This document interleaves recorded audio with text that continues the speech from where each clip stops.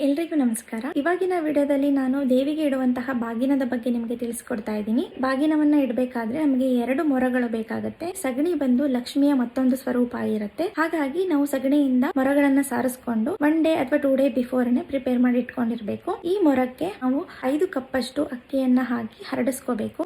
ಇದಕ್ಕೆ ನಮ್ಮ ಕೈಲಾದ್ರೆ ಒಂದು ಸೀರೆಯನ್ನ ಅಥವಾ ಒಂದು ಬ್ಲೌಸ್ ಪೀಸ್ ಅನ್ನ ಇಡಬೇಕಾಗುತ್ತೆ. ಅರ್ಧ ಡಜನ್ ಹಸಿರು ಅಥವಾ ಕೆಂಪು ಬಳೆಗಳನ್ನ ಇಡಬೇಕು. ಅರಿಶಿಣ, ಕುಂಕುಮ, ಶ್ರೀಗಂಧ, ಒಂದು ತೆಂಗಿನಕಾಯಿ, 5 ತರಹದ ಫಲಗಳು, ತಾಂಬೂಲ ಅಂದ್ರೆ 5 ವಿಳ್ಳೆದೆಲೆ ಮತ್ತು ಬಟ್ಲ ಅಡಿಕೆ, ಅರ್ಧ ಬಟ್ಲು ತರ ಇರೋ ಕೊಬ್ಬರಿಗೆ ಕಡಲೆಯನ್ನ ತುಂಬಿ ಆಮೇಲೆ ಡ್ರೈ ಫ್ರೂಟ್ಸ್ ಅನ್ನ, ಕಲ್ಸಕ್ಕರೆಯನ್ನ ಇಡಬೇಕು. ಅಂದ್ರೆ ದ್ರಾಕ್ಷಿ, ಗೋಡಂಬಿ, ಖರ್ಜೂರ, ಬಾದಾಮಿ ಇದಿಷ್ಟನ್ನು ಇಡಬೇಕಾಗುತ್ತೆ. ಇದರ ಜೊತೆಗೆ ಮಲ್ಲಿಗೆ ಹೂ ಮತ್ತೆ ಒಂದು ಕೆಂಪು ಹೂವನ್ನ ಕೂಡ ನೀವು ಅದರಲ್ಲಿ ಇಡಬೇಕಾಗುತ್ತೆ. ನವಧಾನ್ಯವನ್ನ ಕೂಡ ಇಡಬೇಕು. ಇನ್ ಕೇಸ್ ನವಧಾನ್ಯ ಇಡೋದಕ್ಕೆ ನಿಮ್ ಕೈಲಿ ಆಗಲ್ಲ ಅಂದ್ರೆ 3 ತರಹದ ಧಾನ್ಯವನ್ನಾದ್ರೂ ನೀವು ಅದರಲ್ಲಿ ಇಡಬೇಕಾಗುತ್ತೆ. ಒಂದು ಸೌತೆಕಾಯಿ, ಬೀಸಣಿಗೆ 11 ರೂಪಾಯಿ ಅಥವಾ 101 ಅಥವಾ 501 ರೂಪಾಯಿನ ನೀವು ದಕ್ಷಿಣೆಯಾಗಿ ಅದರಲ್ಲಿ ಇಡಬೇಕಾಗುತ್ತೆ. ಒಂದು ಕೊಡೆ ಇರುವಂತಹ ಅರಿಶಿಣದ ಕೊಂಬನ ಕೂಡ ನೀವು ಅಲ್ಲಿ ಇಡಬೇಕು. ಇದರ ಜೊತೆಗೆ ಕಾಡಿಗೆ, ಕನ್ನಡಿ, ಬಾಚಣಿಗೆ, ಒಂದು ಹಚ್ಚು ಬೆಲ್ಲವನ್ನ ಕೂಡ ನೀವು ಅಲ್ಲಿ ಇಡಬೇಕಾಗುತ್ತೆ. ಎಲ್ಲಾ ಸಾಮಗ್ರಿಗಳನ್ನ ನೀವು ಅಲ್ಲಿ ಇಟ್ಟಾದ್ಮೇಲೆ ಇನ್ನೊಂದು ಮೊರದಿಂದ ನೀವು ಅದನ್ನ ಮುಚ್ಚಿಬಿಟ್ಟು ಅದಕ್ಕೂ ಕೂಡ ಅರ್ಶಿನ ಕುಂಕುಮ ಹೂವನ್ನ ಇಟ್ಟು ಅಕ್ಷತೆಯನ್ನ ಹಾಕಿ ಪೂಜೆಯನ್ನ ಮಾಡಿ